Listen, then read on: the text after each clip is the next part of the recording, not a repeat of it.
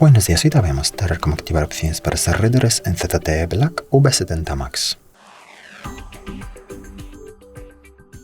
Para eso abrimos la aplicación Ajustes, luego de la lista seleccionamos más abajo Información del teléfono, la última opción, y luego pulsamos aquí varias veces el número de compilación hasta que aparezca en la pantalla este aviso.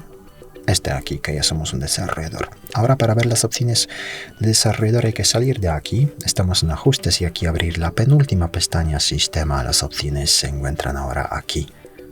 La penúltima opción. Aquí puedes verlas todas. Desde aquí también puedes desactivarlas del dispositivo en un clic. Pues hay que, reiniciar el dispositivo para que las opciones desaparezcan. No lo vamos a hacer, pero si lo haces, las opciones desaparecen del dispositivo. Muchas gracias por ver el vídeo, te invito a comentario abajo, suscribirte al canal. Hasta luego.